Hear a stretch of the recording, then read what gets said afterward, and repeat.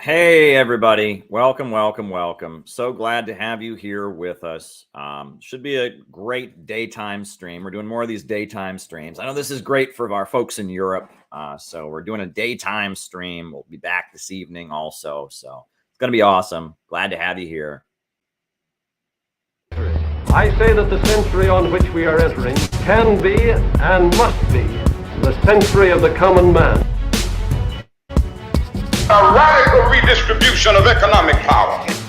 I mean, we know that racism is a byproduct of capitalism. Everything would be all right if everything was put back in the hands of the people. We need a government that will make sure Americans are taken care of and organize the economy to serve the people, not the profits of a wealthy few. We now have the techniques and the resources to get rid of poverty. We got to start getting out there with the people. Get out of the movement and get to the masses. We need a government of action.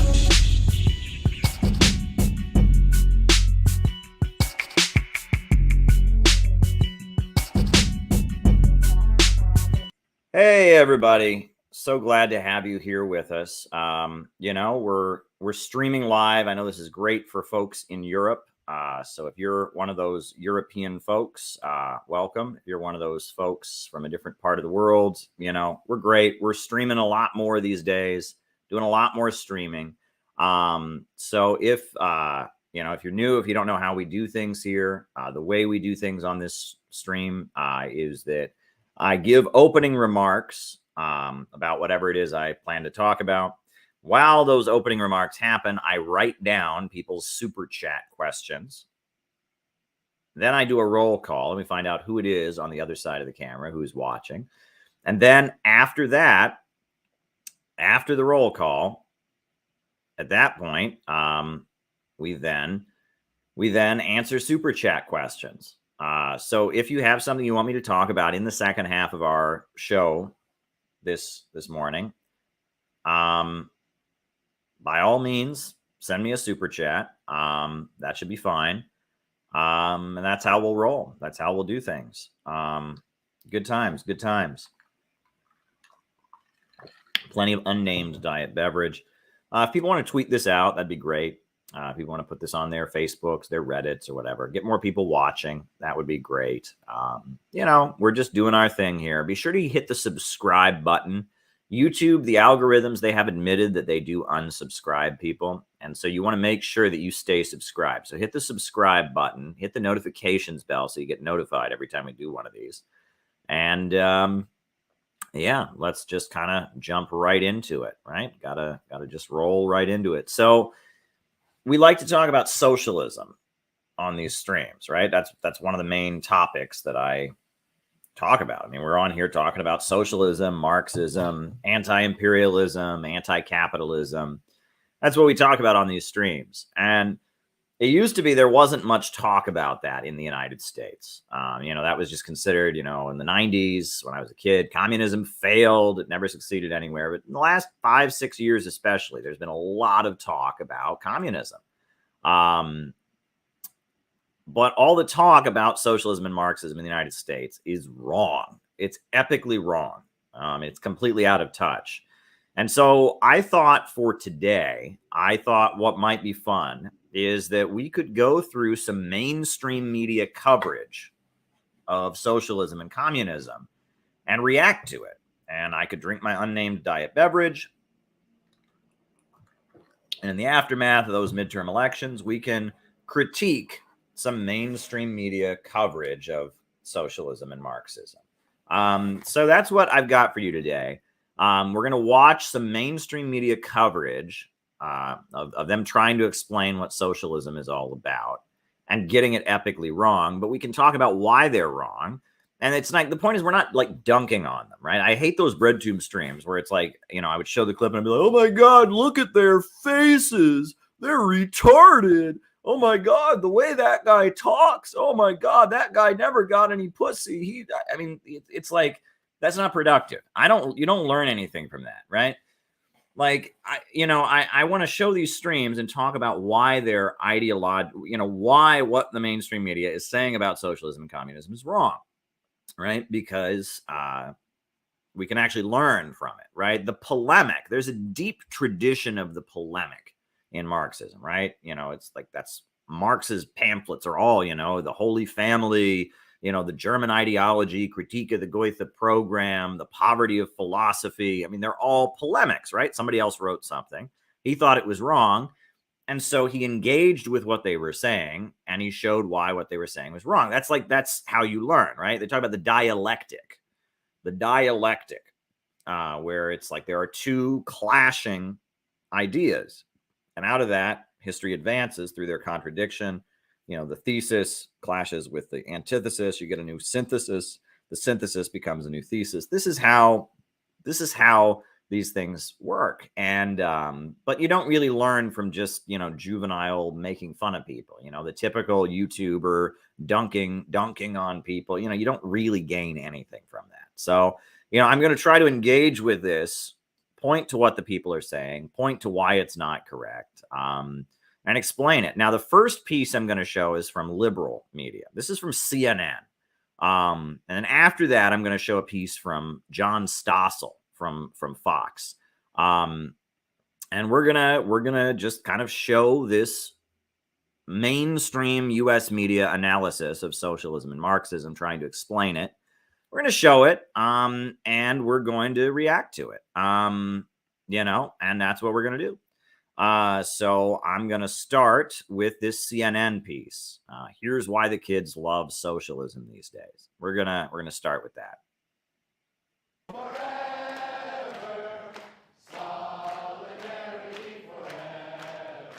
You may have heard the kids are getting radical. Now, first of all, notice that these kids are singing a song for a group. So it's clearly a cult. They're all brainwashed, right? Because you're not allowed to sing in groups. That's one thing I've learned from Dr. Steve Hassan and from my critics, is that because you sing in a group, that makes it cult brainwashing. So just be aware, right? We've already learned that these group of young people that are singing Solidarity Forever, they are completely brainwashed and in a cult. I'm being sarcastic. But that's the level of discourse, right? If you watch Netflix and all of that, if you ever have a group of people and they're like bonding and chanting and singing, they must be completely brainwashed. So I guess based on what we just saw, the fact that they were all singing Solidarity Forever today, these kids are clearly brainwashed and in a cult. So there you go. But I'm joking. But continue. At least compared to older voters. Among Americans 18 to 34, socialism is viewed more positively than capitalism. In the 2020 presidential election, 54% of Democratic voters under 30 back Bernie Sanders, a Democratic socialist.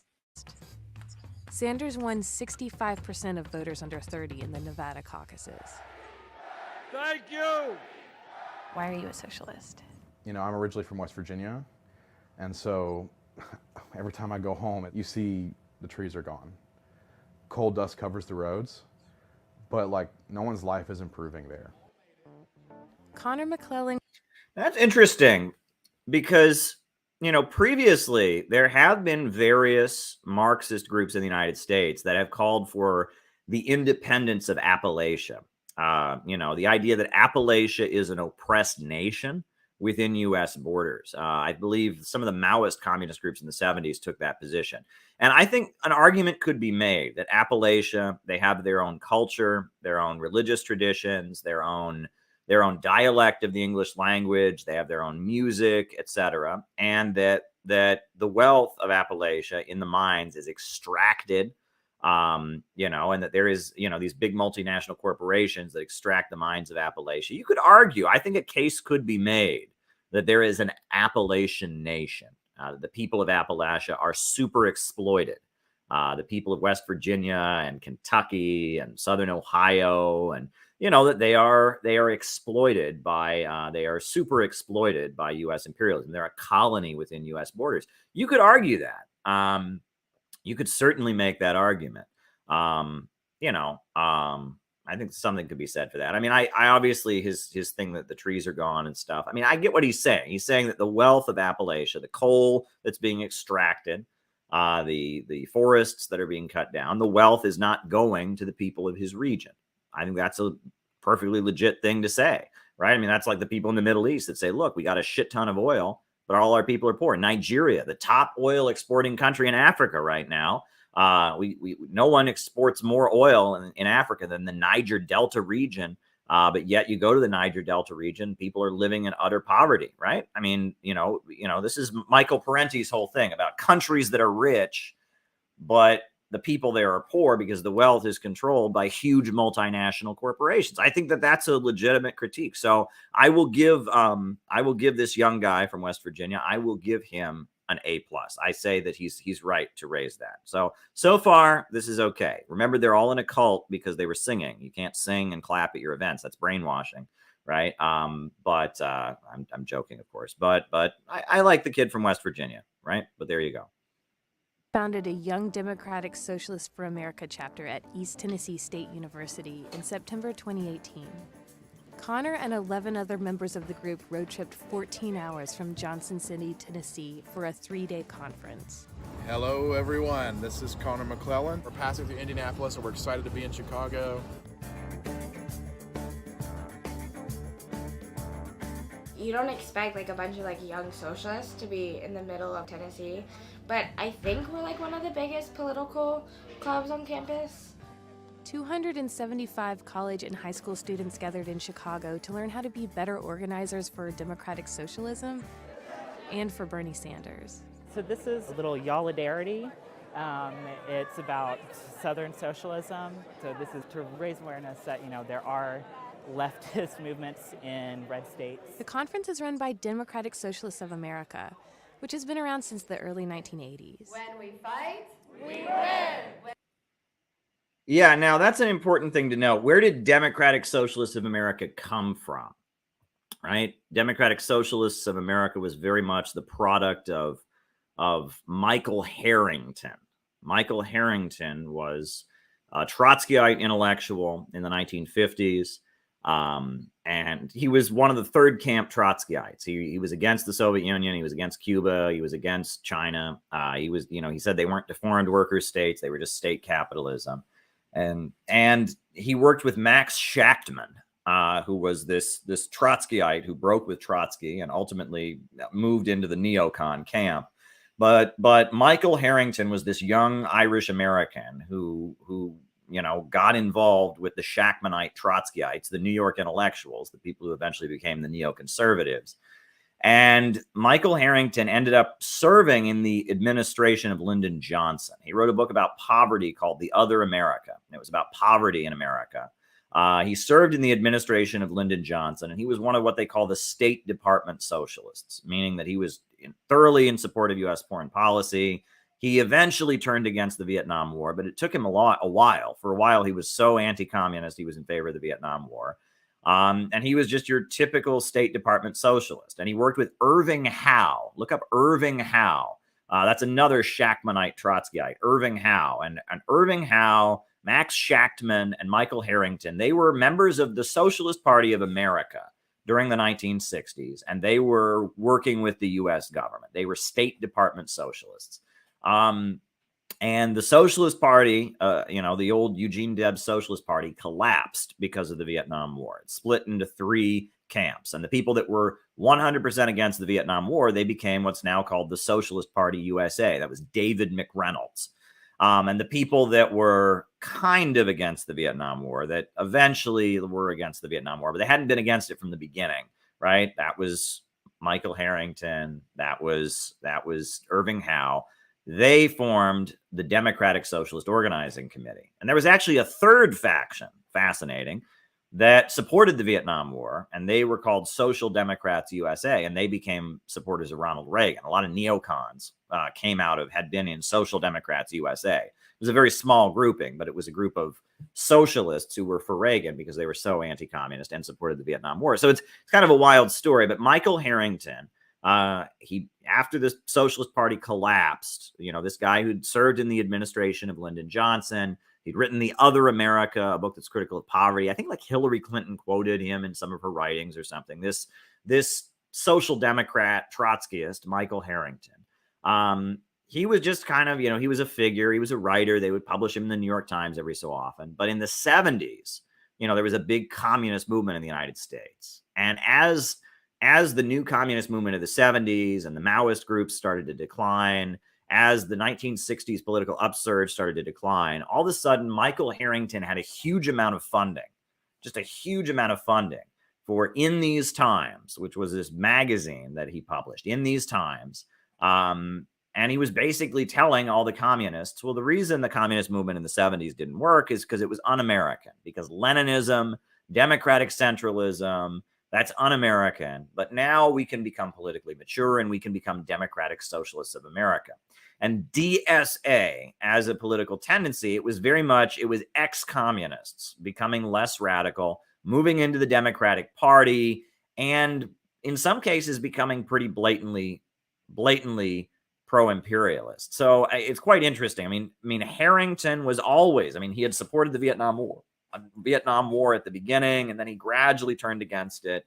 Irving Howe, he had been a Trotskyite who said that as a Trotskyite, he was a partisan of the West in the Cold War. There's actually a very good book, if you want to learn about the intellectual roots of both neoconservatism and DSA, you ought to read The New York Intellectuals. This book goes into great detail about these people, the Shachtmanites, James Burnham, Max Shachtman, Martin Aburn, Irving Howe, and Irving Kristol, the father of neoconservatism, he was one of these people also, and that this was an intellectual school. These were the New York Intellectuals, they were called. And they were Trotskyites who turned against the Soviet Union. Trotsky, until his death, maintained the Soviet Union was a deformed workers' state. He said he didn't like Stalin. He didn't like the quote-unquote parasitical bureaucracy.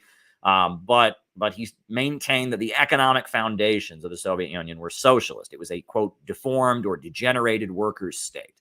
And the New York Intellectuals, the people who became the neocons and the people who became DSA, they were the ones that said, no, the Soviet Union is not socialist in any way. And Max Shachtman was probably the most prominent leader of them. And they gave birth to Michael Harrington, who started DSA, Irving Howe, who was a leader of DSA, was the national chair at one point. And they were like, people called them the State Department socialists, but they were the socialists that were loved by the New York Times. They were loved by the, academia, and they were tied in with the CIA. They were being published in CIA-funded magazines like Partisan Review. They were getting, funding through the Congress for Cultural Freedom program. These were the leftists that the U.S. government, was backing as an alternative to communism. The idea was, let's have some quote unquote democratic socialism, so we don't have, hardline communists. Let's have people that are critical of capitalism, that are assets and controlled by the U.S. government, rather than, hardline communists. The New York Intellectuals, Irving Kristol, Irving Howe, Susan Sontag, Mary McCarthy, Hannah Arendt, these people, they kind of emerged to be the new left, the voices of the left that were selected and handpicked by the U.S. government. And DSA is very much a product of those people. Those folks, as the 1960s communist movement was declining, those folks, with all of their funding and all of their resources, they stepped up to form DSA as this kind of anti-communist social democratic formation. A lot of labor union bureaucrats are in DSA. John Sweeney, who was the president of the AFL-CIO in the 90s, he was a DSA guy. But Cornel West was with DSA. He's been with DSA since the beginning. And the Democratic Socialists of America is a product of the State Department socialists, but it really surged. It really surged in the early 80s as the communist movement was in decline, and they were eating up and swallowing up the various groups. A little known fact, and you won't find this, but there was a Maoist communist group called the Democratic Workers' Party, led by Marlene Dixon.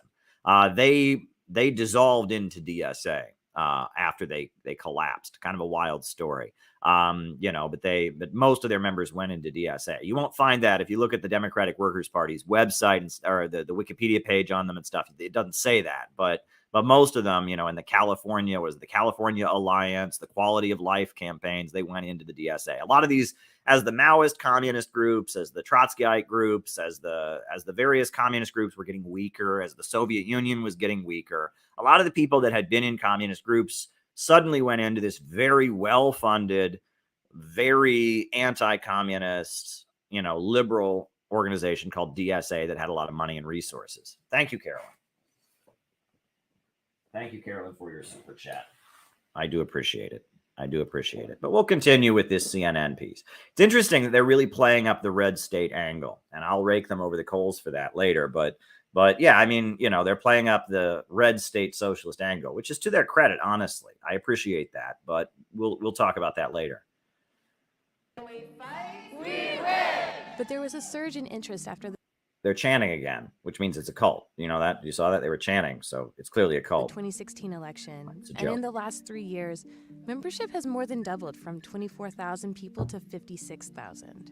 Radical, extreme, far-left socialists have now taken over. The Democratic Party today is a radical socialist party. What do you say to people who say you're radical? I don't think it's radical to believe that everyone should have access to health care. I don't think it's radical to believe people can have free access to college. That happens in European states. Yeah, and those European states are not socialist. I mean, that's a welfare state. I mean, the government giving people stuff is not socialism. I'm sorry, my friend from Appalachia, but that's not the essence of what socialism is, right? Every government redistributes wealth to some degree or other. Every government has programs. I mean, that's just not what socialism is.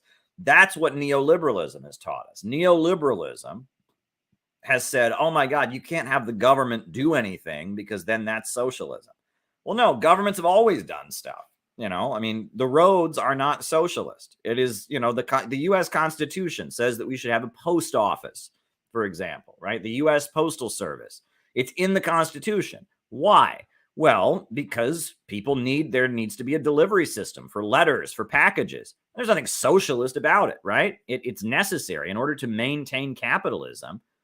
You're going to need to have, a postal service. And that postal service can't be private because it would then serve one corporation over another. It has to be run by the state so that it's neutral, because wouldn't it be a disaster if the postal service were completely private and it would favor one corporation over another? You'd get a monopoly very quickly. And so the capitalists, it is in their interest to have a public sector, to have a postal service, to have roads. And in Western Europe, you have a welfare state, you have free healthcare, free college. In the United States, we don't have that. But every capitalist government has a state sector. That is not inherently socialist, right? Some countries, there's a lot of, taxation and welfare state stuff. Some countries, there's less. But that is not the essence of what socialism is. And that is one of the biggest frustrations I have with DSA, right? Is the right wing says, oh, socialism is when the government gives people things.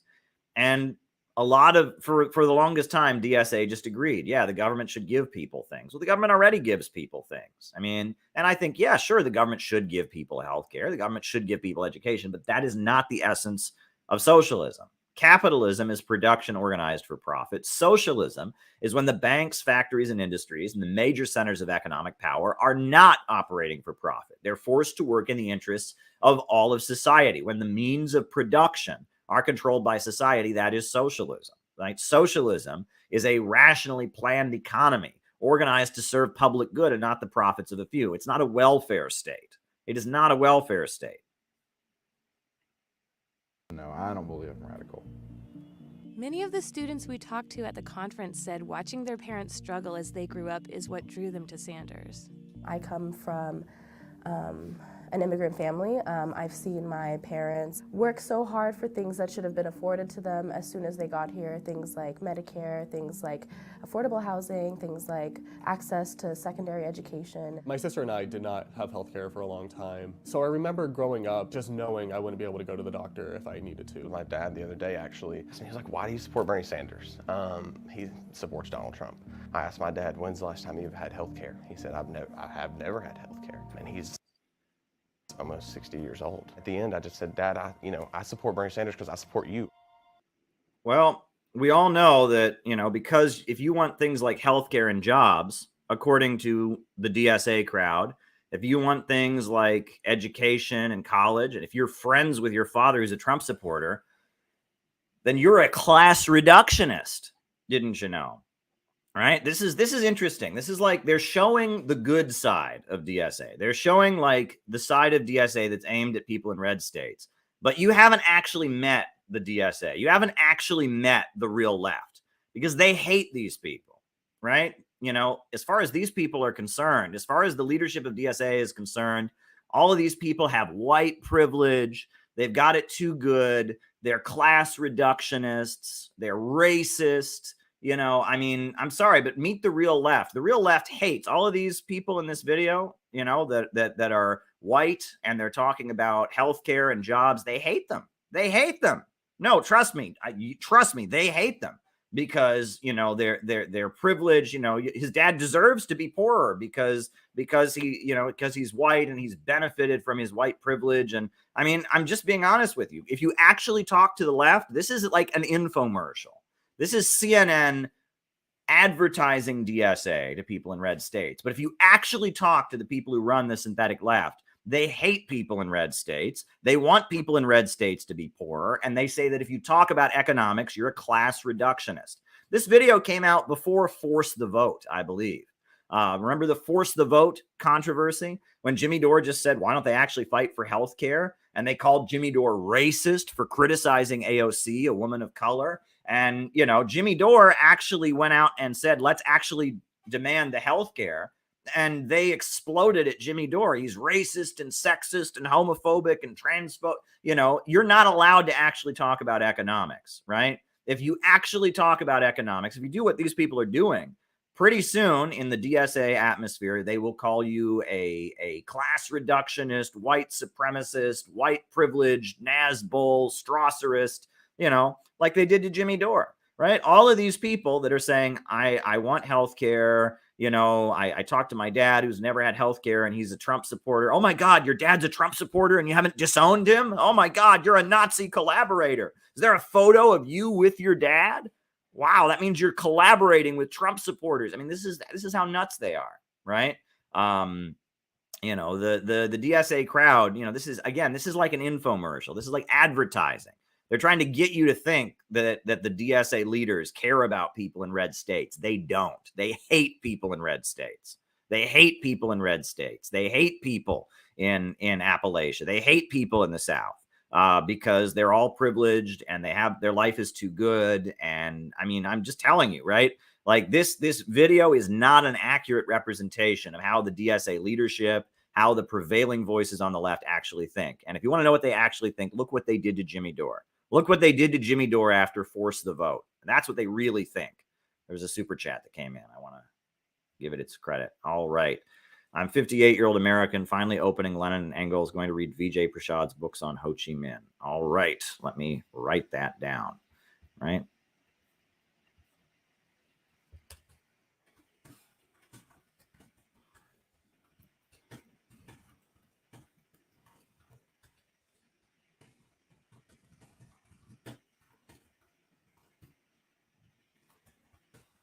Okay, wrote it down. I will answer that in the second half of the show. If anyone else has a super chat, by all means, shoot it my way. You know, shoot it my way, and we will continue. But you know, yeah, I think it's great. Those people that they're talking about, that are talking about how they need health care and jobs and you know, and education, etc.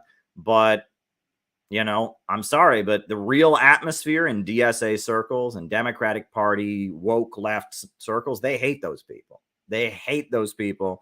They hated Jimmy Dore for actually demanding fights for healthcare. You know, they hate anyone who knows a Trump supporter, who associates with a Trump supporter. They're all about identity politics. They're all about shaming people for having white privilege. You know, I'm sorry, but it's just like, this is not an accurate representation of how how the Democratic Socialists really think about these issues. You may be wondering what these college students are so upset about. The economy is strong and unemployment is 3.6%. But behind those numbers are some troubling facts. The average college grad in debt now owes almost $30,000. 60% of personal bankruptcies are at least partially caused by medical debt. And wages are not increasing as fast as housing costs. 40% of renter households are paying more than a third of their income in rent. According to the DSA, Democratic socialists believe that capitalism has given too much power to too few people, and that there should be more democratic control over the economy. And thank you, Kyle. I do appreciate that. Capitalism has given too much power to too few people. I mean, okay, I guess, and there should be more democratic control over the economy.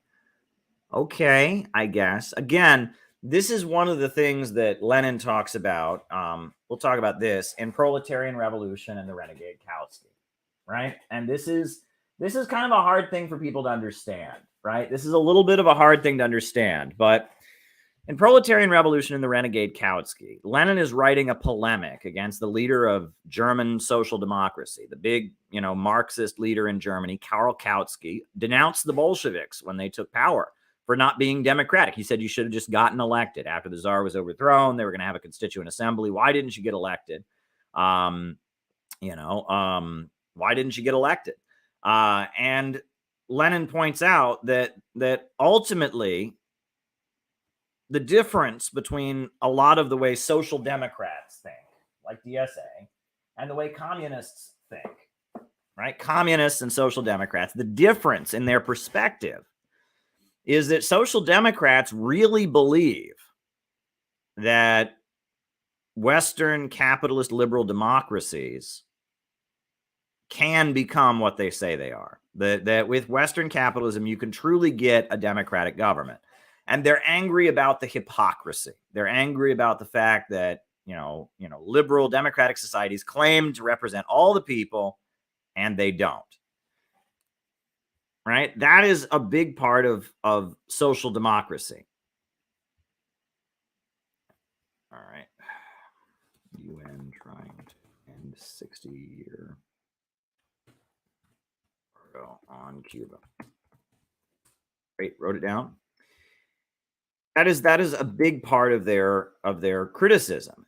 And Lenin points out in Proletarian Revolution and the Renegade Kautsky that liberal democracies have never really been democratic. They're about serving bourgeois rule.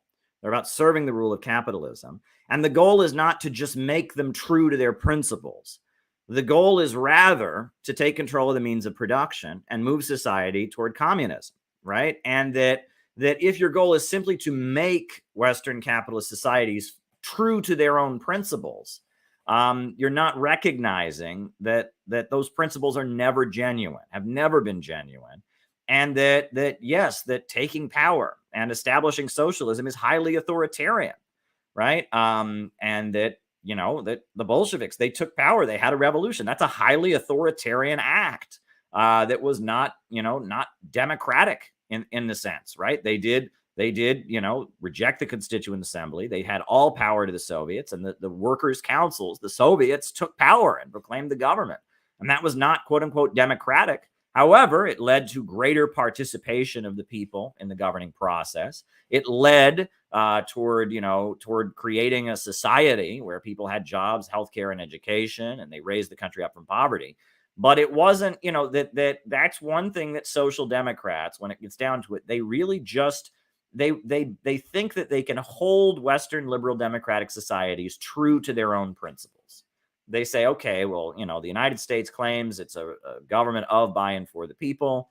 It's not that, but we can make it that. Well, no, you can't. You can't. And if you still have that illusion that we can just kind of perfect Western liberal democracies and make them more democratic, you're never going to be able to do it, right? And that ultimately breaking the power of the capitalists is going to require measures that seem authoritarian, right? And when I talk about a government of action that fights for working families, there's not going to be a consensus. It's not going to be a government that asks the big oil companies, now, are you sure you want to be nationalized? No, it's going to be, there's a level of authoritarianism, right? And that while we advocate a peaceful transition to socialism, if your goal is simply to perfect the democratization, it's not going to work, right? That ultimately the struggle between the two classes, the struggle between the broad masses of people and the rich and powerful, is a power struggle in which there is suppression and there is authoritarianism, and that no, this isn't a struggle simply to make the ideals of Western liberal democracy come true. It's a struggle to seize power from the phonies who control Western liberal democracy and to seize power from them and completely transform society. And yes, it will make it more democratic because people will be more involved in the process and the government will be rooted among the masses and it'll be suppressing the rich and powerful. Yes, it will be more democratic, but it is not in its essence a struggle to perfect Western liberal democracy. It is a struggle to overturn it and create a government that serves the people and has a whole new set of social relations. And this is an important thing to understand. And this is something that social democrats don't quite get, right? And that no, it is not a struggle just to make democracy. I guess I'm repeating myself, but it's an important point. But it's hard to understand. And it took me a long time to really grasp that, right? And it's not a mass line. Let me just put it that way. That's something that communists can understand. But it's ultimately, it's not a mass line because it's a very, you know, when Marx talks about overcoming the narrow horizon of bourgeois right, you know, he's getting to the essence of the fact that Western liberal democracy is not democratic, is not true, and it can't be perfected. Ultimately, it's a class struggle. It's a struggle for power that is undemocratic and is very authoritarian. However, it will result in creating a society that is more democratic and eventually creating a society with so much wealth and abundance that the state itself can fade away. But the problem with social democrats is they hold on to the myths of Western liberal societies. I want to see workers have a say in the jobs that they do and not simply be treated as cogs in a machine, expendable. Coal companies have so much money. They extract all the wealth from the state and don't reinvest anything. And like, I grew up seeing that as a kid, and every time I go back, it's like it gets worse. There has to be more regulation. There has to be like a vision for the future in which the people who work are valued higher than they are now. We should not be giving any more tax breaks to large corporations. When Sanders ran for president in 2016, he lost. But he changed what these students thought was politically possible. What he has given us is not just him as like a personality. He has given us just, I don't know, this incredible power that after Bernie Sanders, there will be something more. Some Democratic candidates are nervous. Well, actually, Bernie Sanders' campaign, you could argue, was actually very demoralizing because it was blatantly stolen from him. I mean, you know, Julian Assange and WikiLeaks revealed that it was blatantly stolen from him, that the Democratic Party rigged it against Bernie Sanders. And yet they didn't fight back and they didn't resist. And what I saw, I was at the Democratic convention in Philadelphia in 2016 as a journalist covering it. You know, and what I thought was particularly unique about the Bernie Sanders campaign of 2016 and why something special was really happening was because every Democratic primary, there's always a Bernie Sanders, a Dennis Kucinich, a Tulsi Gabbard, you know, there's always a far left, like a socialistic, social democratic candidate. And they always run and they always lose. And then they tell their supporters to go and vote for the mainstream Democrat. And it's almost like the Democratic Party does this on purpose. It's to send a message to far left, socialist minded people. There's room for you in our party. See, we've got Dennis Kucinich, we've got Al Sharpton, we've got Bernie Sanders, we've got, so there's room for you in our party. They lose. And then the social democrat gets up and says, vote for the regular Democrat. Got to defeat the Republicans now. And then it's over. And it's been like that my whole life. Every Democratic primary, it's like that. And it's just, that's how it goes, right? But that is not how things were in 2016. In 2016, even though Bernie Sanders threw in the towel and surrendered, his supporters were fired up. His supporters fought. And they booed Hillary Clinton. They booed Sanders, and they were protesting at the convention. And they were doing pretty good stuff, and it showed that within the rank and file of the Democratic Party, there was real rage. And even though Bernie Sanders was basically telling his supporters he was holding back his supporters, saying, just calm down, guys, just vote for Hillary. Come on. They were not taking it. And that was different. That didn't happen. That did not happen with Dennis Kucinich. That did not happen with Al Sharpton. That didn't even even when Jerry Brown, I remember, Jerry Brown, who was the governor of California, who was more liberal, more social democratic, he fought like hell against Bill Clinton. And when Bill Clinton got nominated as the Democratic nominee, Jerry Brown just surrendered, right? And Jerry Brown's supporters, even though Jerry Brown had fought like crazy against Bill Clinton and said that Bill Clinton had started a new Democratic Party run by big business, blah, blah. Jerry Brown said, okay, he surrendered, and his supporters didn't fight. And even though Bernie Sanders was telling his supporters not to fight, they still fought anyway because the economic conditions in the country are so big. And that is important. And that's why the 2016 Democratic Convention, I'm really glad I was there, because that showed the Democratic Party starting to come apart. That basically, it was being made clear that if you want healthcare and jobs and education, you really, as much as the Democratic Party would like to use you to recruit, would like to use you to draw young people into the voting process, they don't really want you there, right? They don't, right? And like the Squad, the greatest example of that we saw recently was the Squad. The Squad, AOC and Ilhan Omar and all of that, people have been disrupting them because they're so blatantly supportive of war with Russia. And so they came out with this mild statement saying maybe we ought to negotiate with Russia. And it wasn't even that radical of a statement. It was like the most mild statement you ever heard.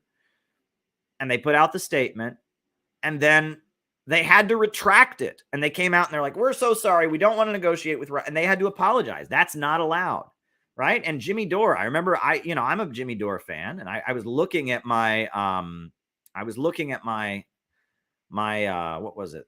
There's a super chat that went by. Let me roll up. I regret to inform you that Russia withdrawing from Kherson is, I don't know what that means. I have no idea. I'm not there. I'm in New York City. So, but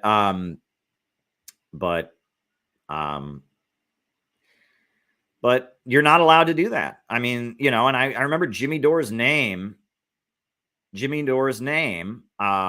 was, anyway, what's going on? Anyway, Jimmy Dore's name was trending on social media when he was fighting for Force the Vote. And it was like he was being pilloried. He was being, declared to be the most evil person in the world. And they were canceling him, They were canceling him,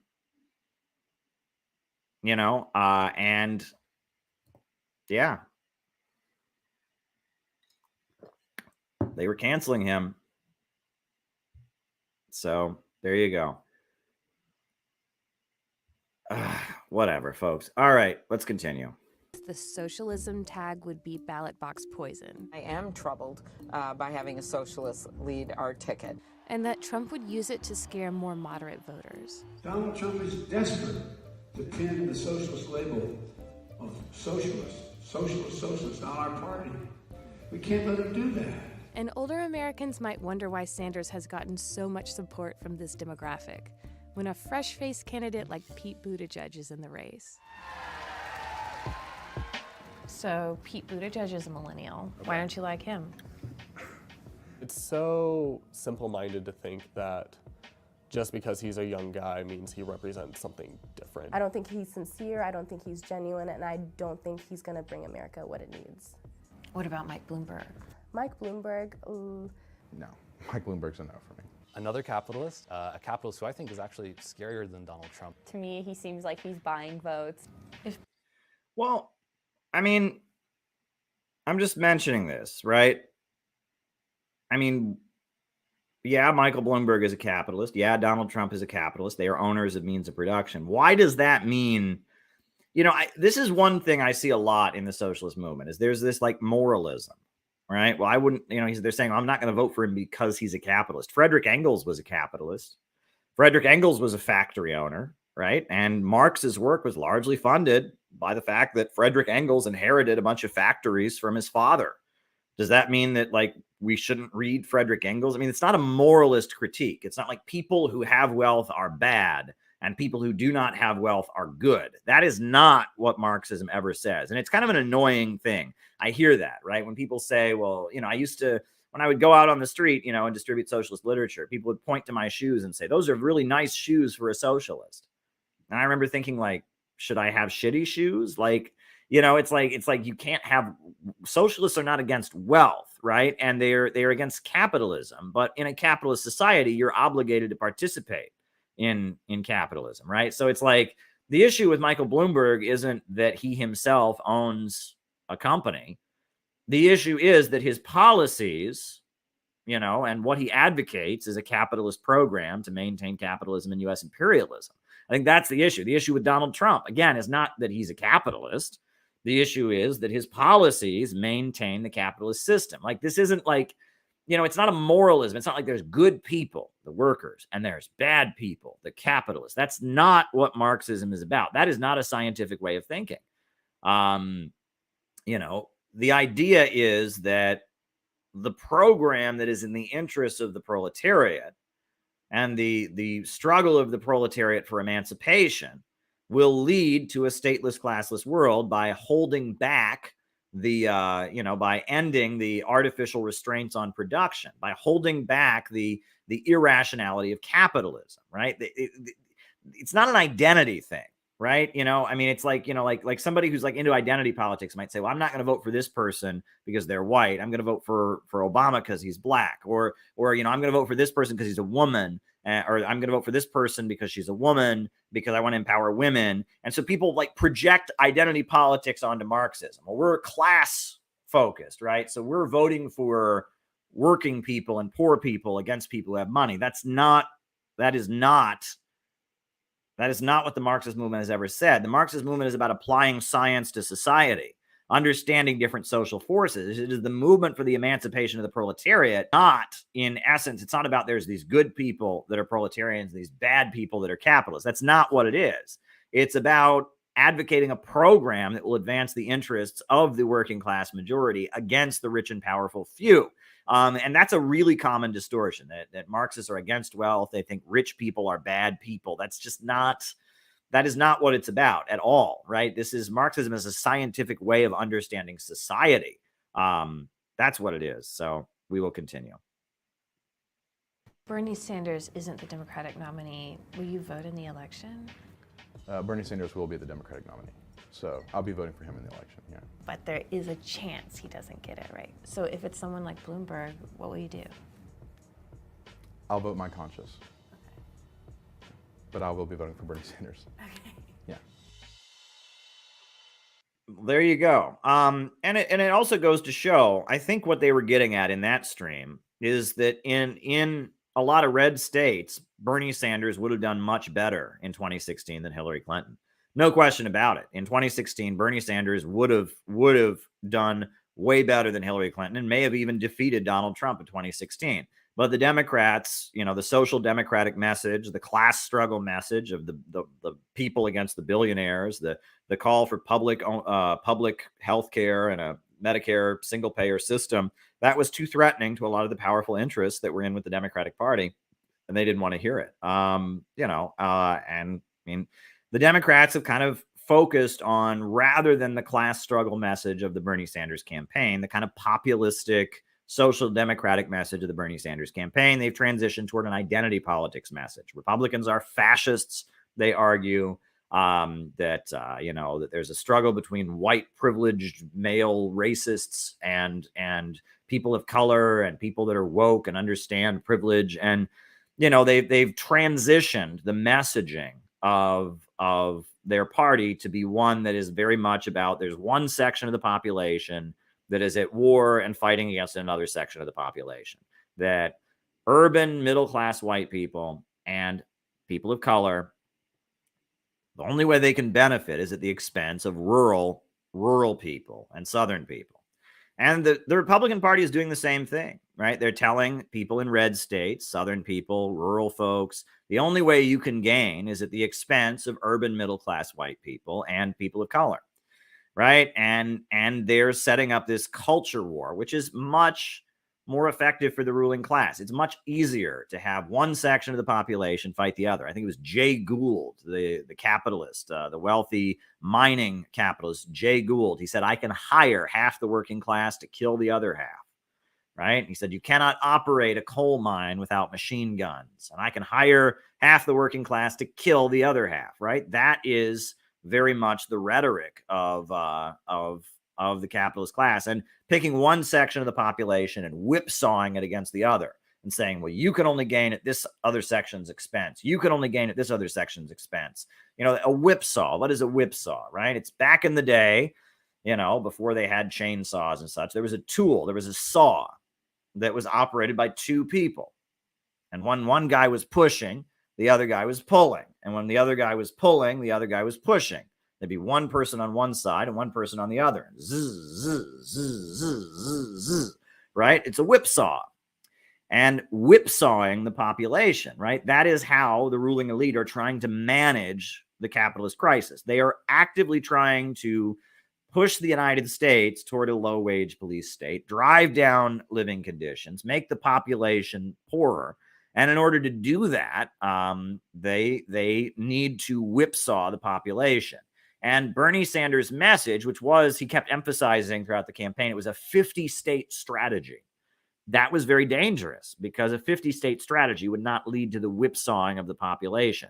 If you whipsaw the population, everyone could get poorer. I've made this analogy many times that if the pie is only this big, the only way your slice can get any bigger is if you cut into somebody else's slice. If the pie is only this big, can't get any bigger. The only way your slice gets bigger is if you cut into somebody else's. And no one ever thinks their slice is too big, right? People tend to want more than they already have. And if you limit the pie to this big, pretty soon people are just going to be fighting with each other because there's no growth. Socialism offers the possibility of growth. It offers the possibility of a rationally organized economy where the banks, factories, and industries are no longer held back by the artificial restraints of profits and command. Socialism offers the hope for the pie expanding bigger and bigger and bigger because the irrational profit motive is removed and there is rational planning of the means of production, right? Under capitalism, the means of production only function as preliminary transformation into capital. But in socialism, right, there is central planning and that allows unlimited growth like we're seeing in China.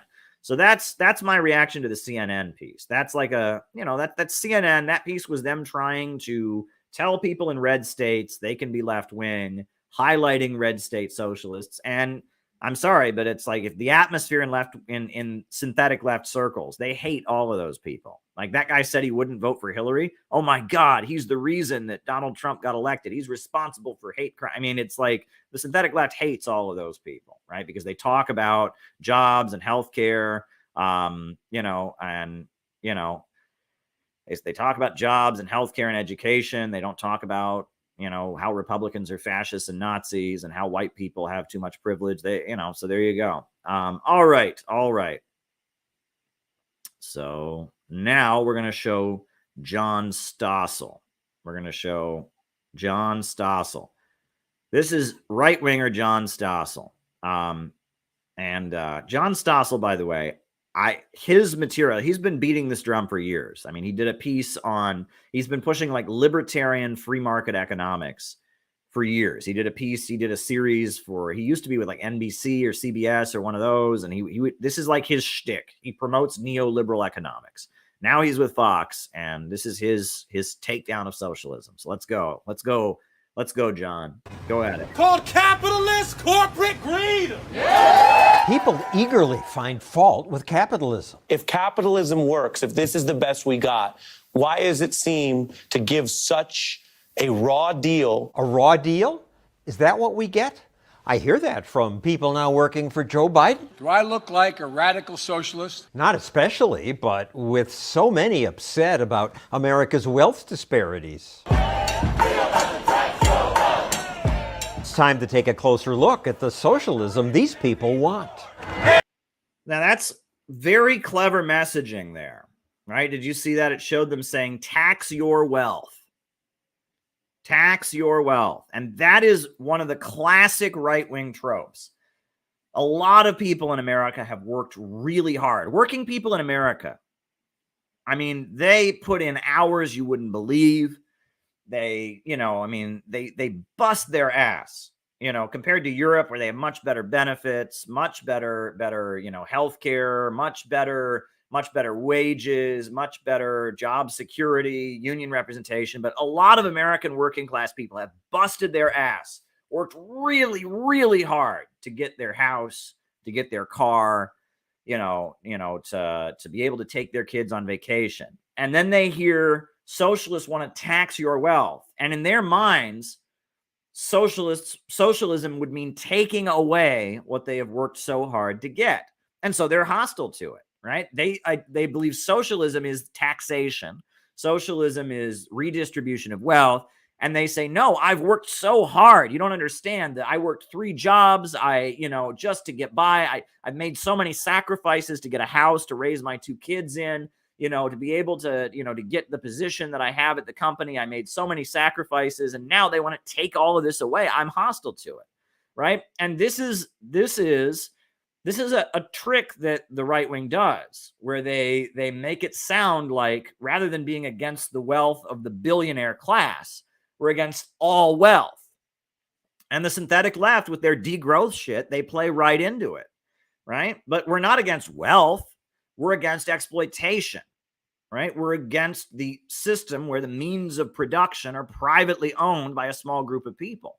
We want to expand the wealth of working people. We want steel workers and firefighters and truck drivers and nurses and teachers to have more wealth, to have more cars and more houses and more comfortable lives. We are not against wealth. We are against exploitation. This is a really, really important point, right? And when they say things like redistribution of wealth, when they talk about income inequality, it plays into this right-wing narrative that John Stossel just ran with, that we want to take from working people what they have worked so hard to get. Workers in Europe don't have to bust their ass the way American workers do. Workers in France and Germany and workers in Australia, none of them have to bust their ass as hard as American workers do. American workers get ripped off. They don't have union representation on the job. They don't have guaranteed vacation. Their pay is low. The college isn't free. The healthcare isn't provided. American workers bust their ass and sacrifice. And so when they hear tax your wealth, redistribution of wealth, income inequality, it scares them. And the right wing is very, very good. I mean, think about it. I mean, many working parents have sacrificed, have worked very hard. And if you thought socialism was coming along and pushing you back to where you started from, in order to make it more equal with somebody who hadn't worked as hard, you would be against it. Of course you would be against it. You'd be very against it. That's not what socialism is. Socialism is public ownership of the means of production. It is rationally planning the economy. That's what it is. But this is the distortion of it that the right wing has invented, and it's reinforced by the synthetic left that really is against wealth. They do just want everyone to be poorer. They do think wealth is bad. But let's go on.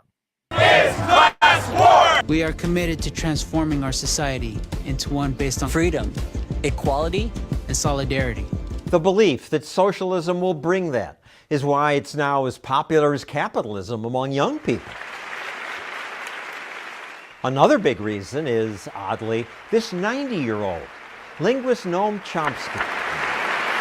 Students study his work in class, and colleges pay him up to $30,000 to speak. Thanks very much. Yet for generations, Chomsky misled students by calling capitalism a grotesque catastrophe. I thought the fall of Soviet communism would put an end to such nonsense. Surely everyone would now see the catastrophe is socialism. What happened all across Eastern Europe after the fall of the Soviet Union? What was the economic result? Did living standards go up? No. Did life expectancy go up? No. The fall of the Soviet Union and the implementation of free market capitalism resulted in all-out economic catastrophe. The shock doctrine by Naomi Klein goes into great detail about that. Go and read Naomi Klein's The Shock Doctrine. She talks about what happens when they implemented free market neoliberal policies after the fall of the Soviet Union. The fall of the Soviet Union is a very strong argument in favor of socialism and against capitalism, because when capitalism was restored, the 1990s in Czechoslovakia and Romania and Poland and and country after country, the restoration of capitalism brought sex trafficking and human trafficking and drugs and crime. I mean, the population of Russia was decreasing by millions. People were either leaving the country or dying. The suicide rate was through the roof. I mean, I'm sorry, the restoration of capitalism is not an argument, is not an argument in favor of capitalism. I mean, the economic results, just look at basic economic data, John Stossel. The fall of the Soviet Union was a disaster. It was an epic disaster, economically speaking. The 1990s, where Yeltsin, was in power and implementing free market policies, was a nightmare. It was an absolute nightmare. But no, socialism has come back strong. So in this video and the next, we'll bust 5 myths about socialism. The first is the claim that wasn't real socialism. Well, it was real socialism. It was real socialism. And before he gets into this, I'm just going to point this out. That's not real socialism is the worst argument ever. There has never been a single person who said, oh, socialism's failed everywhere. It's never worked. It's failed everywhere it's ever been tried. And then some little Trotskyite college kids came, well, that wasn't real socialism. That wasn't real socialism. And they said, oh, thanks for clearing that up. And then they agreed with it. Never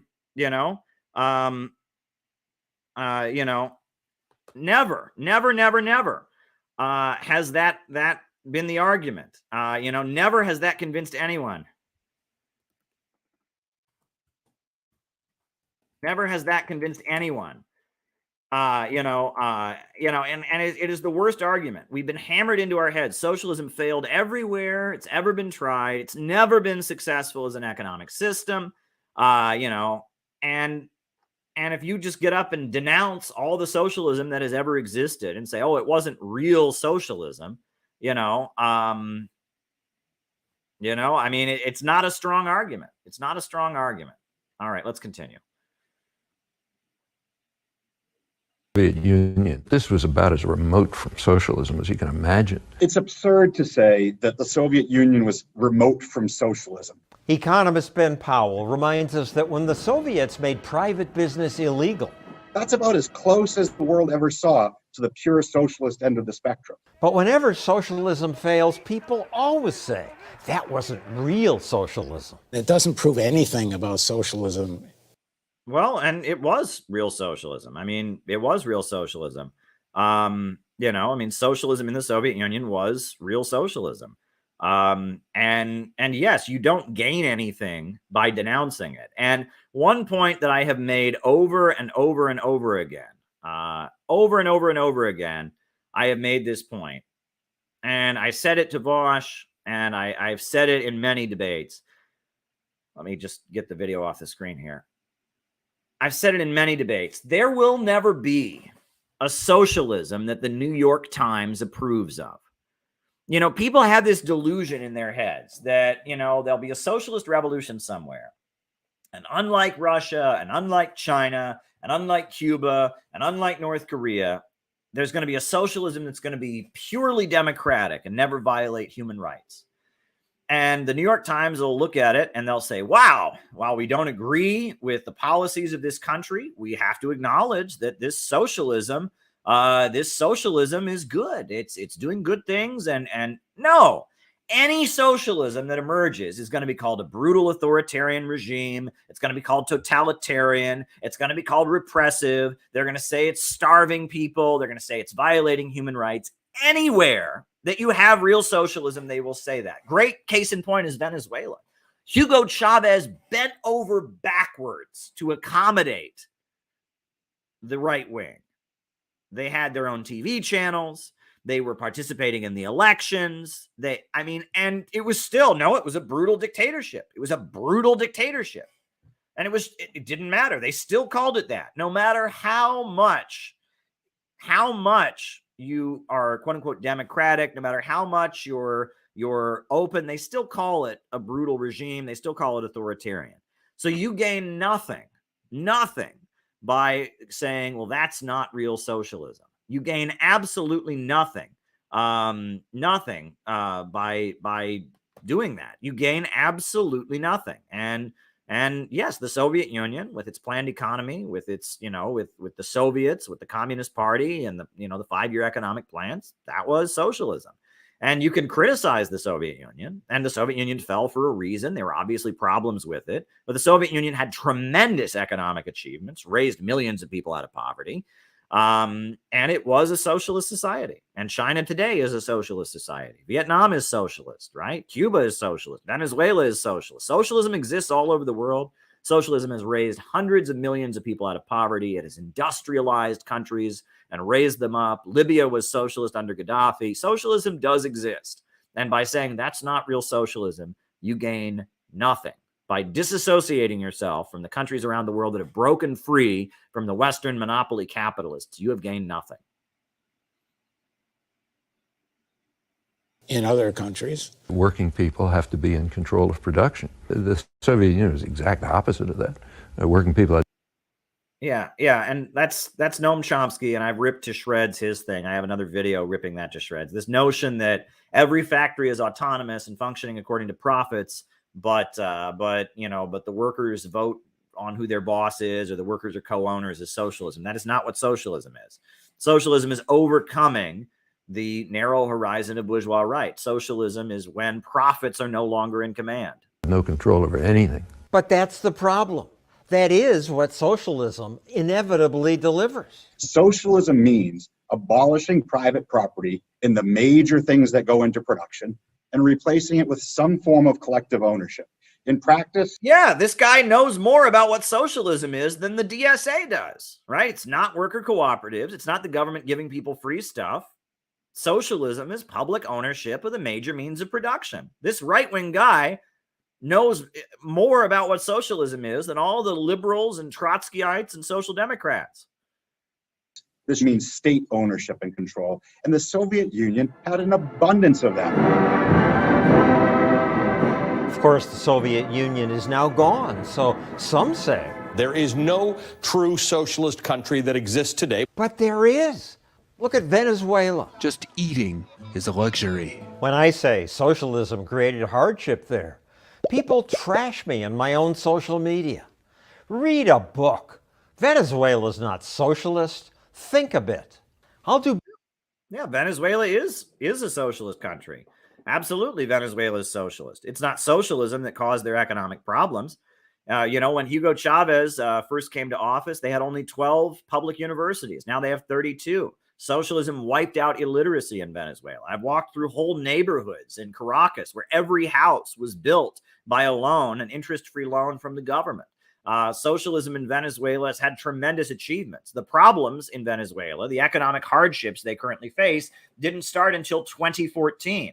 And I've quoted, the Wall Street Journal and other sources. They talk about how in 2013, the party was still on and wealth was being lavished. Hugo Chavez built a huge amount of shit, right? The problem in Venezuela is that it's centered on oil. They weren't able to build other industries, and their economy was centered around oil. So then in 2014, Barack Obama conspired with the Saudis to drop the oil prices. And all of a sudden, the source of revenue for their state-run economy, the main source of revenue, oil, dried up. And then sanctions were put on the country that made it way harder for them to import food and way harder for them to get U.S. currency, and as a result of that, it caused big problems in the country. But you'll notice Bolivia, that was run by Evo Morales, who was an ally of Hugo Chavez, they didn't have a one commodity economy. They weren't an oil-based economy. They actually had the highest rate of economic growth in South America under Evo Morales. No other country in South America had as high a rate of economic growth. And they were doing the same thing. They centered the economy around the state, around state-run mineral industries, and they had a state-run economy, and they had 5-year economic plans, and they paved roads, and they built infrastructures, and they had the highest rate of growth. So, Venezuela's problems were not caused by socialism. But yes, Venezuela is a socialist country. If you look at it, they wrote a new constitution. Hugo Chavez came in there. They passed a new constitution. They have the colectivos and the communes. They have the Bolivarian circles and neighborhoods. It's very much a socialist country, and it's Cuba is tied in with it, and it's tied in with Russia and China, and the United Socialist Party plans out the economy. The economy is centered around the state. They don't actually, the oil revenue in Venezuela is state controlled, and the government then uses the oil revenue to plan out and stabilize the rest of the economy. But actually, China has a much higher rate of state ownership than Venezuela.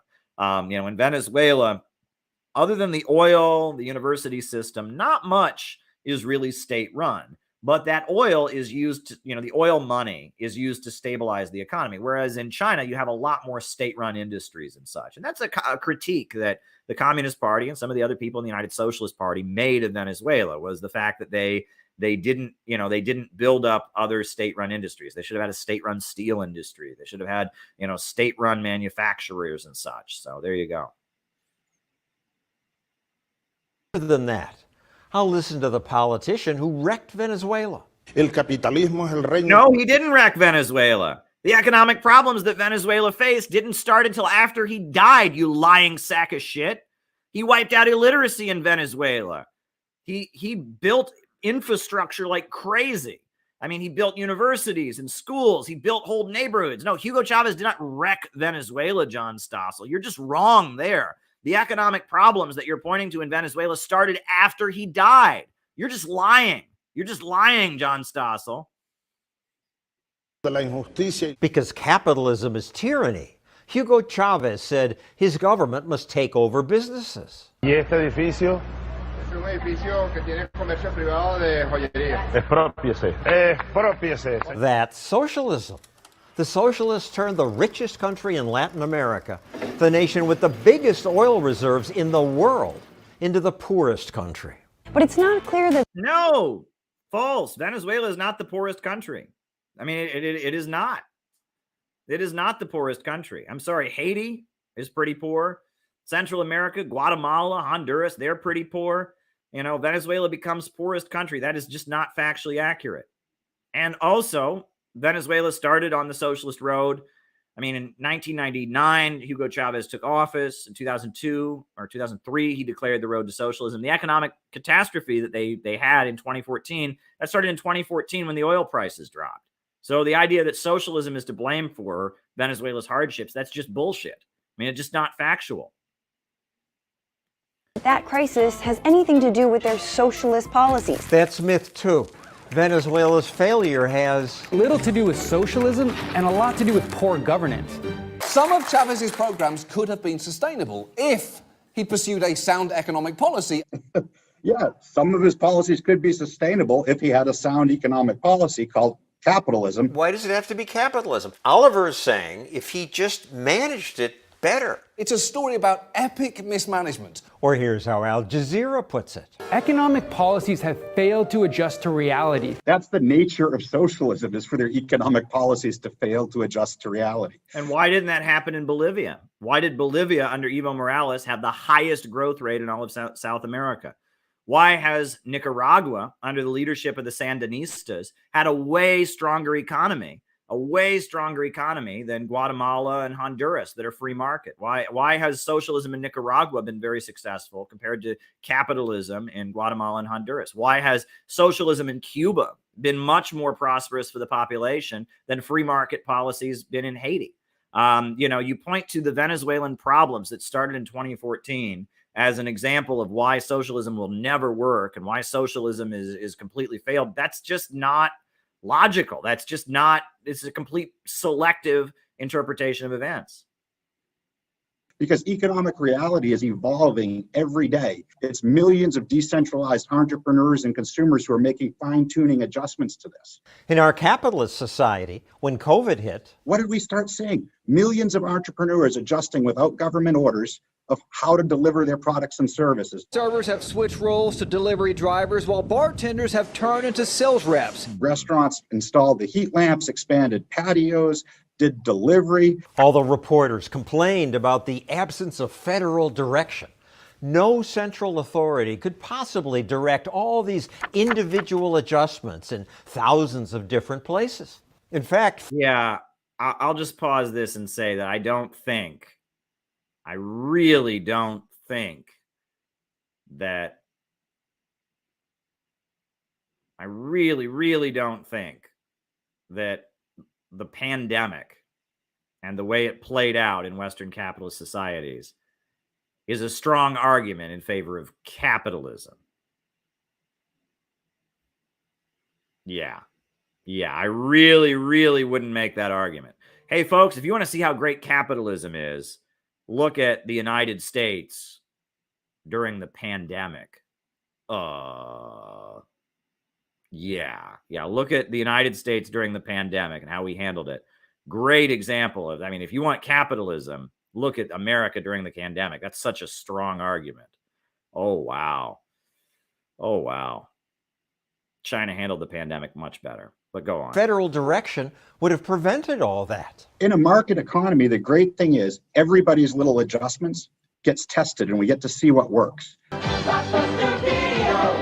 Blockbuster was great, but then people were offered something better. TV shows and movies at your command. By contrast, in a socialist economy, you get a one-size-fits-all adjustment, and you miss out on this learning process where some entrepreneurs copy others when they see things successful, and they stop doing it when it's not. For example, Yeah, that like in China, they never invent anything. There's no new businesses that have started up in China ever, right? There's no, I mean, this is ridiculous. Modern 21st century socialism has all kinds of room.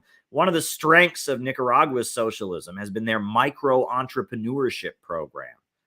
Did folks aware of that? The micro entrepreneurship program of Nicaragua, right? I mean, in Vietnam, the socialist government, the socialist-oriented market economy has enabled many hundreds of thousands of Vietnamese people to become small business owners. 21st century socialism, where the state controls the means of production, it has utilized entrepreneurs and the innovation of individuals to build the overall state-run economy. So this idea that socialism automatically means that you don't have entrepreneurs, yeah, in the Soviet Union it meant that. Yeah, in 20th century socialism it meant that. But that was because these countries had nothing and they were building themselves up from nothing. They didn't have anything yet, right? And that obviously after you get over that leap of industrialization, and after you get over that first hurdle of industrialization, then you start to stagnate. And at that point, you need to have market reforms and opening up, right? China was able to do that. Vietnam was able to do that. Cuba is doing that now. So 21st century socialism heavily utilizes the market to strengthen socialism. So that's just not an argument. That's, it's like socialism abolishes all private property except when it doesn't. I mean, this is not accurate. There's all kinds of innovation and creativity, even in the Soviet Union, mind you. When everything was state-run, they still invented the AK-47 rifle. They still invented space travel. They still kept up with the United States in the nuclear arms race. They still had home computers. Did you know that? The Soviet Union had home computers in the 80s. They developed their own home computer systems without Western technology. There was a high technology treaty forbidding the Soviet Union from getting any Western technology that could possibly be used for weapons. And so they proliferated their own computer systems. So he's just wrong here in what he's saying. I mean, that socialism, you can't have inventions.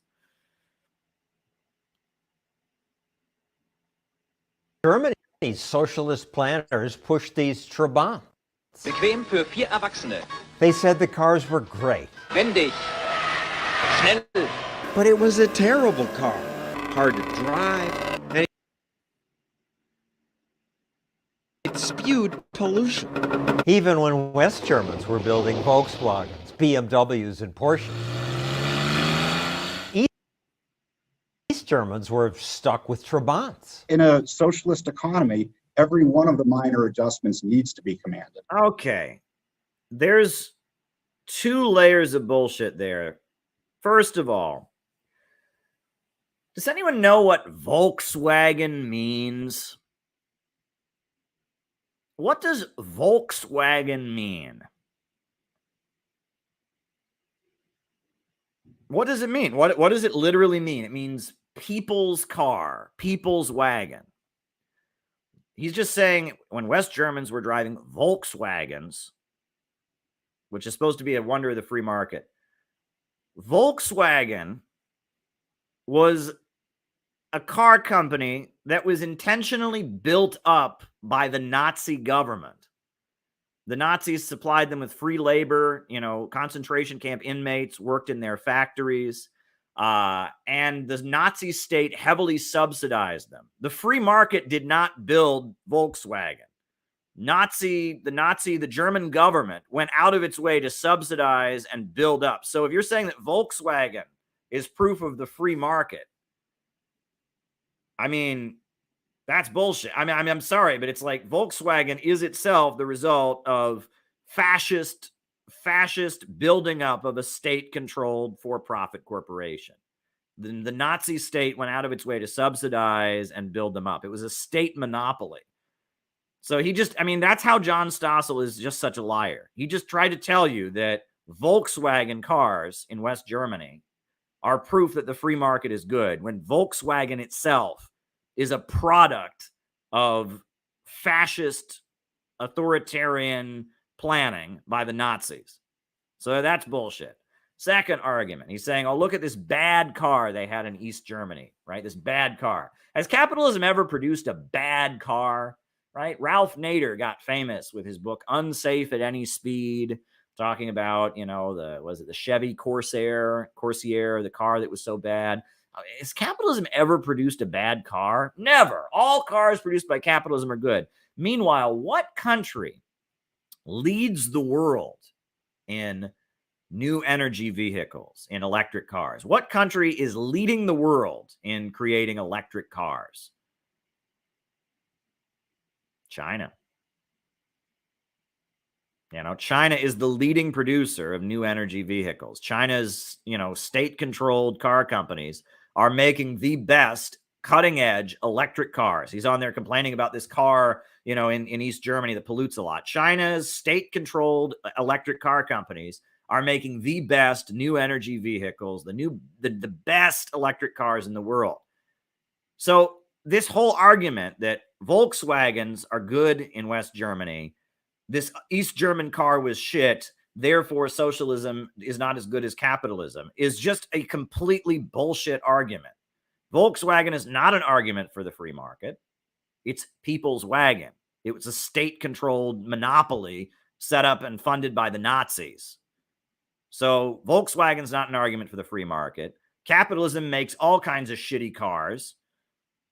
And on top of that, the leading producer of cutting-edge electric cars that don't pollute and are the best cars in terms of new energy vehicles is state-run car manufacturers in China. So that whole argument he just made there is just complete bullshit. But let's continue.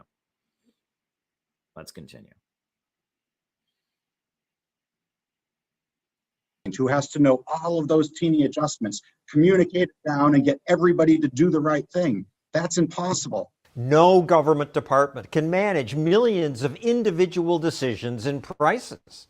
When they try, shortages occur and money loses value.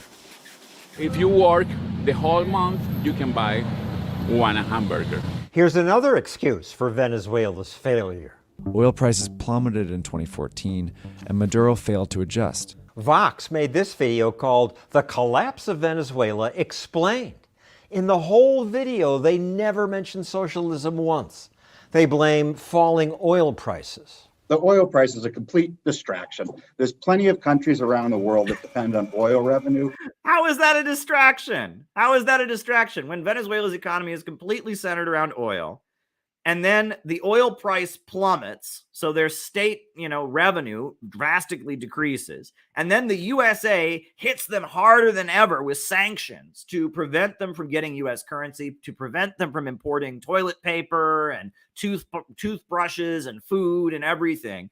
The USA drops, their state loses its oil revenue, number one, and then they're hit with vicious sanctions. How can you say that had nothing to do with anything, right? I mean, their entire economy and all of the countries that are state centered around oil suffered a lot. Nigeria had a food crisis. People were starving in Nigeria because of the oil price drop. Iran had big problems because of the oil price drop. Yeah. When oil prices went down, the people there didn't start losing weight. That just happened in Venezuela. Finally, some people respond to my videos by saying people in Venezuela and yeah, right. In Nigeria, the people in Nigeria, they didn't start starving in 2014 when the oil prices went down. They didn't start starving then because they were already starving.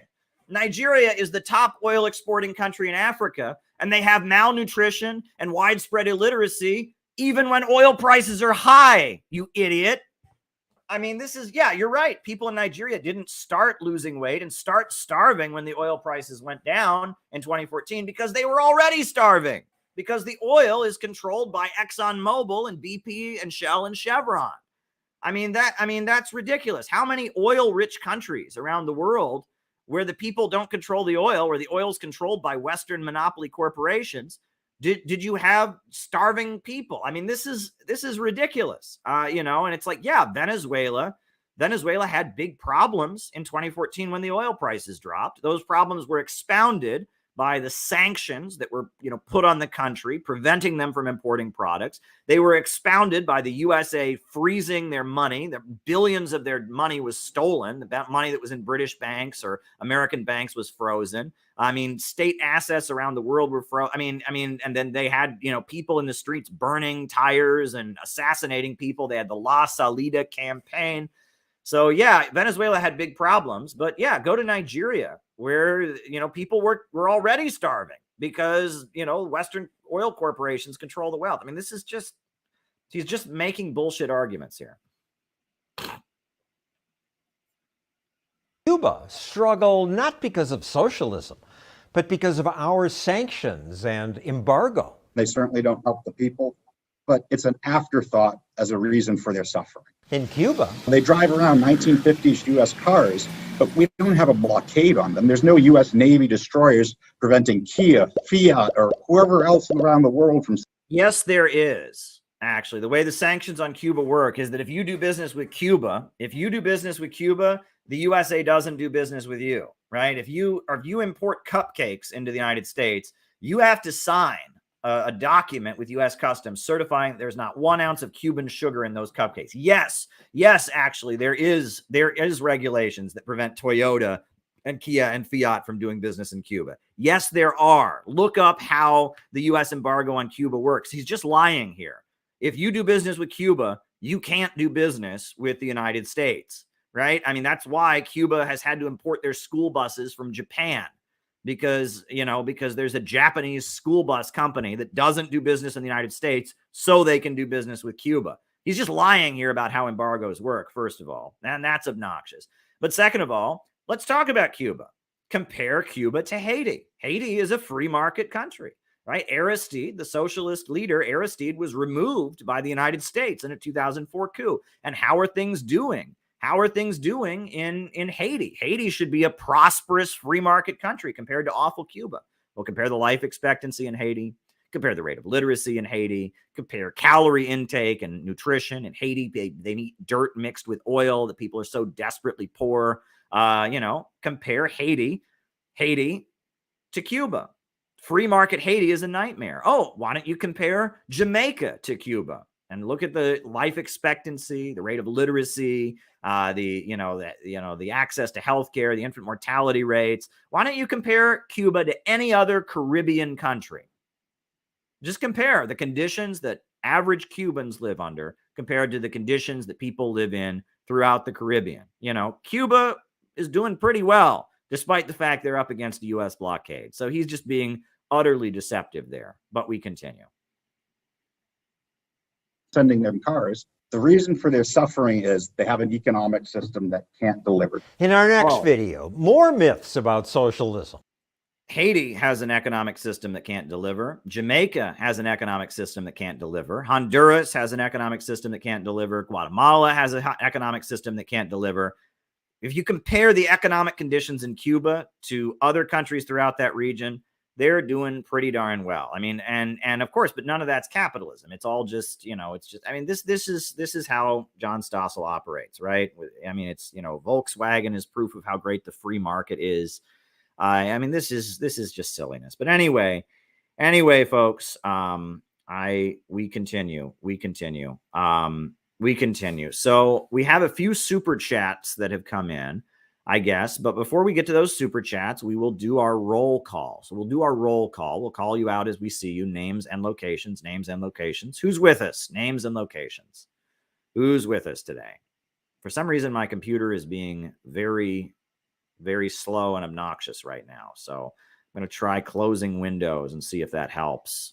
But it's, we're still streaming. You can all still see me, which is a good sign, but it's being very slow and obnoxious. We got Yada Yisrael in Chicago. We got Temple City, California. We got Christian from New Jersey, Bergen, New Jersey. We got Luke from Litchfield, UK.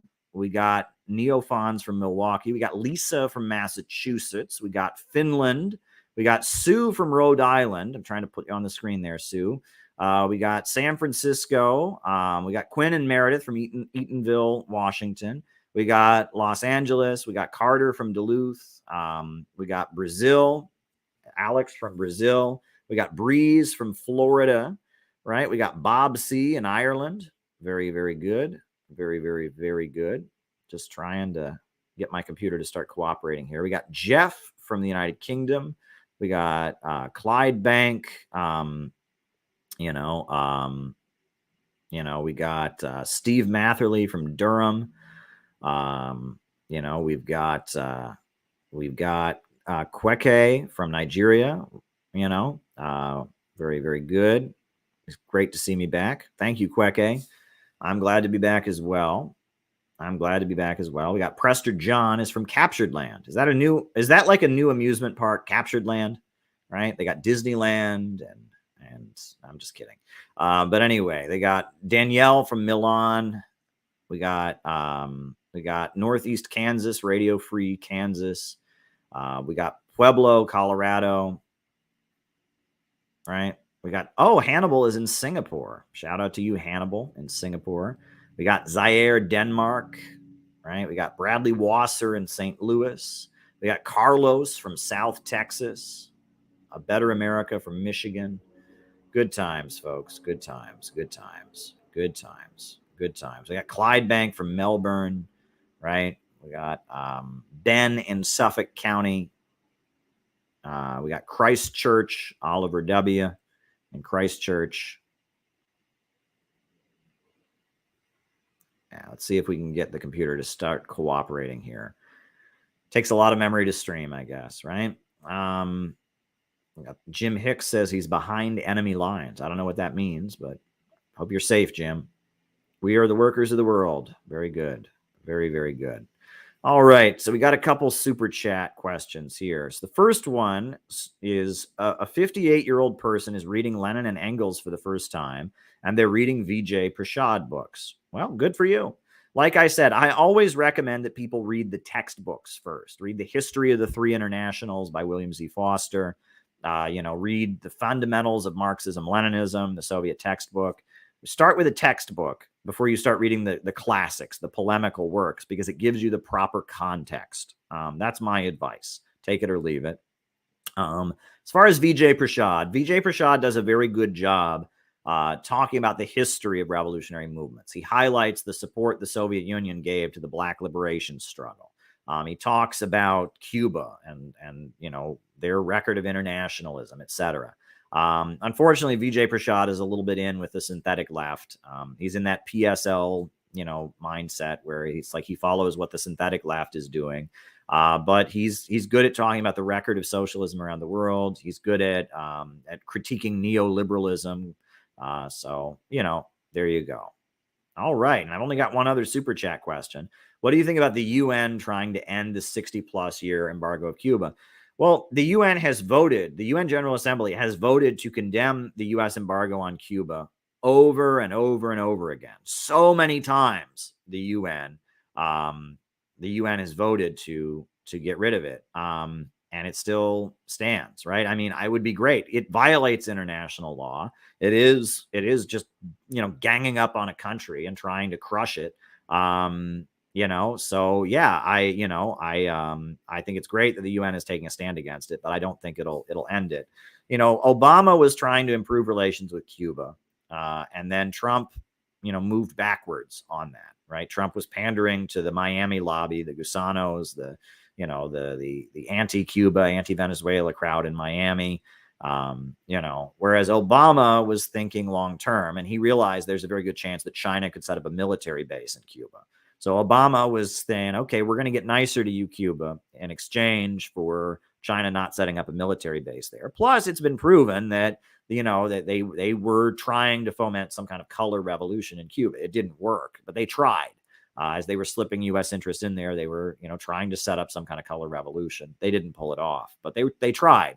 So the Obama, Eastern establishment soft power apparatus, they were saying, let's negotiate with Cuba to get them further away from China.